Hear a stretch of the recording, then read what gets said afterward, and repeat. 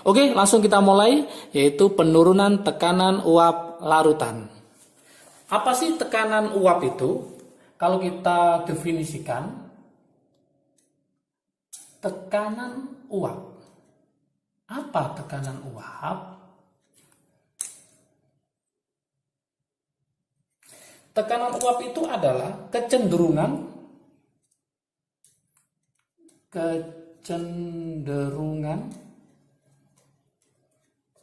suatu cairan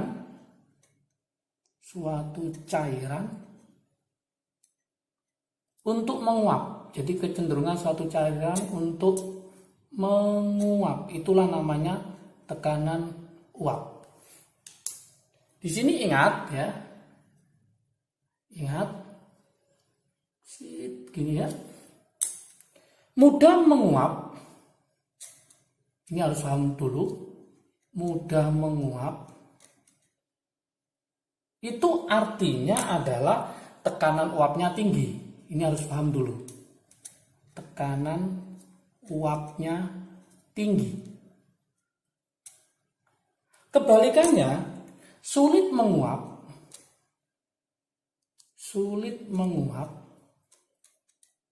itu berarti apa? Kalau mudah menguap tekanan uapnya tinggi, maka kalau sulit menguap berarti tekanan uapnya itu sangat rendah. Ini harus paham dulu konsep dasarnya. Kemudian adanya zat pelarut.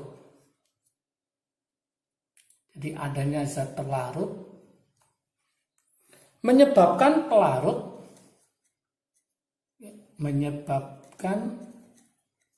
nanti ya. Berarti adanya zat pelarut itu menyebabkan pelarut lebih sukar menguap. Lebih sukar menguap. Kalau lebih sukar menguap, maka tekanan uapnya apa yo? Rendah. Jadi lebih sukar menguap. Sebab kenapa dia lebih sukar menguap? Karena sebab sebagian permukaannya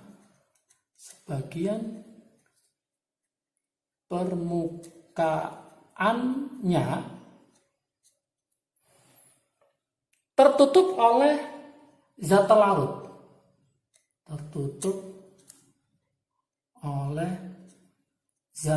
pelarut. Ini harus paham dulu. Oke. Dari sini maka bisa disimpulkan bisa disimpulkan kesimpulannya ya. Tekanan uap larutan akan menjadi lebih kecil dari tekanan uap pelarutnya. Kenapa? Karena dia sukar menguap, hanya tekanan uapnya lebih rendah. Maka bisa dilambangkan dengan rumus delta P. Penurunannya itu adalah P0 dikurangi P. Yaitu P0 dikurangi P. Apa P0? Apa P? Nah, P0 itu adalah delta P dulu ya. Delta P itu adalah penurunan tekanan uap larutan. Kalau P0 itu adalah tekanan uap jenuh pelarut. Tekanan uap jenuh pelarut. Nah, pelarut ya, ingat-ingat. Kemudian P itu adalah tekanan uap jenuh, bukan pelarut, karena dia sudah bercampur, berarti apa? Larutan. Karena delta itu mesti positif, maka kesimpulannya P0 lebih besar dari P. Maka terbukti bahwa tekanan uap pelarutnya itu pasti lebih besar daripada tekanan uap larutan.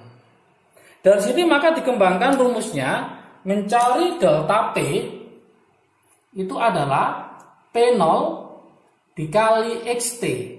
Masih ingat XT? Yaitu fraksi mol pelarut. Kalau dijabarkan lagi, Berarti P0 XT itu apa? NT per NT ditambah NP. Mencari P tekanan uap itu boleh pakai rumus ini juga, P0 dikali XP.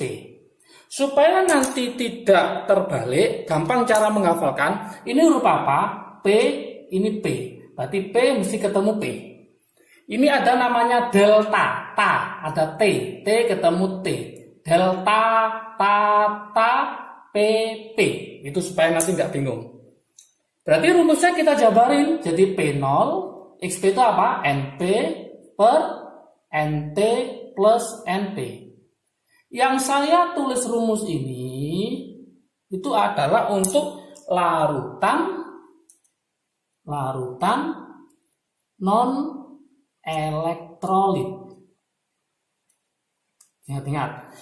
Gimana untuk larutan elektrolit? Maka rumusnya berubah.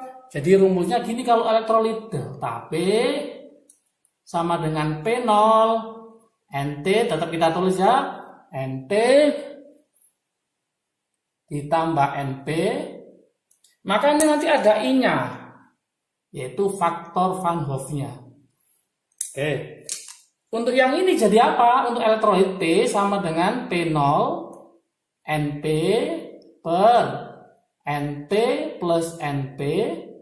I-nya hanya di terlarutnya, karena yang elektrolit adalah zat terlarutnya. Apa I? I itu namanya adalah faktor Van Hoff. Berapa rumusnya atau bagaimana rumusnya? I sama dengan 1 plus N-1 alfa. Nah, ini jangan lupa rumusnya. Berarti I sama dengan 1 plus N-1 alfa. Di mana N ini adalah jumlah ion, yang alfa ini adalah derajat ionisasi. Masih ingat ya, di asam basa ionisasi. Ada trik asiknya di sini, ada trik asik. Oke, trik asiknya gimana? Untuk elektrolit kuat, bisa asam kuat, basa kuat, atau garam. Masih ingat? Elektrolit kuat itu alfanya sama dengan 1. Maka I-nya itu sama dengan N-nya. Rumusnya gitu. Berarti I sama dengan apa? Sama dengan jumlah ionnya. Contoh, misalkan saya punya H2SO4.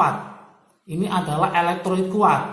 Berapakah jumlah ionnya? Hanya ada 2, SO4-nya ada 1. Berarti N-nya adalah 3. Maka nanti I-nya juga sama dengan 3. Kenapa? Karena alfanya 1 kita masukkan ke sini.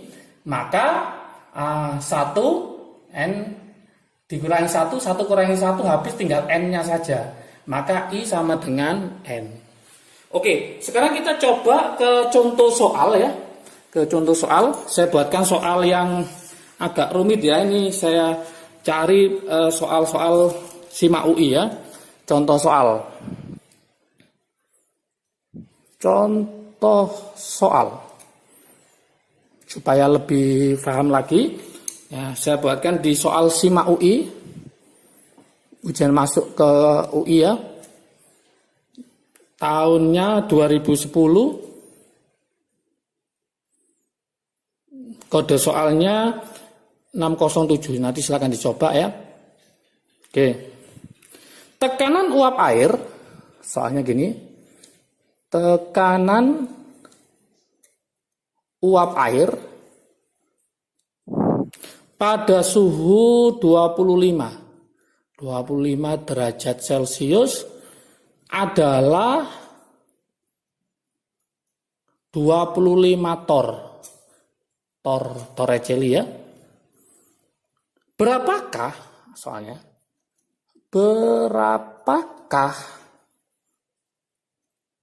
tekanan uap suatu larutan? Tekanan uap suatu larutan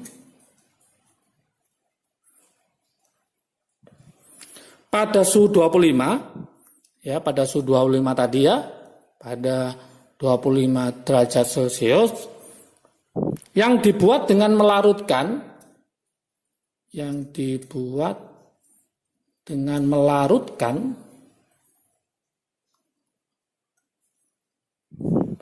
0,5 mol sukrosa, 0,5 mol sukrosa dalam 12 mol air. Oke, berapakah tekanan uap suatu larutan? Oke, ini bisa kita kerjakan, kita analisis sukrosa dalam air. Berarti sukrosa ini adalah terlarut. Berarti airnya sebagai apa? Pelarutnya. Yang diketahui sekarang apa aja? Yuk kita cek yang diketahui. Tekanan uap air. Air adalah mula-mula, maka dia adalah P0. Tekanan uap jenuh pelarutnya. Berarti adalah P0-nya. Maka yang diketahui pertama adalah P0-nya. Berarti P0-nya adalah 25 torr. Oke. Berapakah tekanan uap suatu larutan? Berarti dalam bentuk larutan sudah dicampur, maka namanya adalah P, tekanan uap jenuh larutan. Maka P-nya ini yang ditanyakan. Berapa? Jikalau ada 0,5 mol sukrosa terlarut dalam bentuk mol, berarti itu namanya adalah NT. Berarti NT-nya adalah 0,5, berarti NP-nya adalah, pelarutnya adalah 12. Satuannya mol, ini mol. Nah, karena sukrosa merupakan larutan non-elektrolit, maka kita pakai rumus yang atas ini, bukan yang bawah. Berarti nggak ada faktor Van Hoff-nya. Yang diminta adalah P, maka kita gunakan rumus sebelah kanan ini, yaitu P sama dengan P0 dikali XP. Kita masukkan rumusnya, P sama dengan P0 dikali XP. Berarti P0 XP sendiri adalah NP per NT ditambah NP. Tinggal kita masukkan. P0-nya adalah 25. NP-nya adalah 12 per 0,5 ditambah 12. Maka hasilnya sama dengan 25 dikali 12 dibagi 12 tambah 0,5 berarti 12,5. Kalau kita coret tinggal 2 kali 12 berarti ketemu 24 torr. Inilah hasilnya. Gampang kan ya? Oke. Kita coba soal yang lain ya. Soal yang lain, soal latihan mungkin ya. Atau ya saya buatkan soal latihan. Nanti silakan dicoba. Soal latihan. Oke. Saya tuliskan tekanan uap air. Tekanan uap air. Tekanan uap air pada sama ya, pada suhu 25, pada 25 derajat Celcius adalah, saya kasih angka yang agak rumit ya, 20,4 mm Hg, mmHg. Jika ke dalam 90 gram air,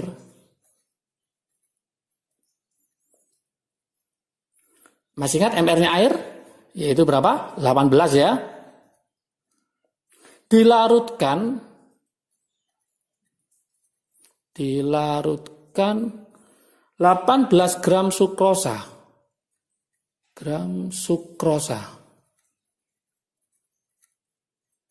Oke, MR-nya sukrosa adalah 180. Pertanyaannya, berapakah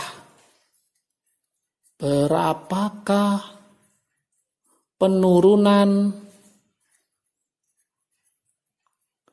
tekanan uap larutannya? Oke, silakan dicoba. Yang ditanyakan kalau ini adalah tekanan uap larutan, ini yang ditanyakan adalah penurunan tekanan uap larutan. Kalau ini dalam bentuk mol, ini masih dalam bentuk gram, ini dalam bentuk gram. Berarti jangan lupa nanti harus dijadikan mol ya. Ingat ini sukrosa adalah non elektrolit, maka nggak usah pakai yang elektrolit, berarti pakai yang atas. Oke, selamat mencoba, semoga paham dan mengerti.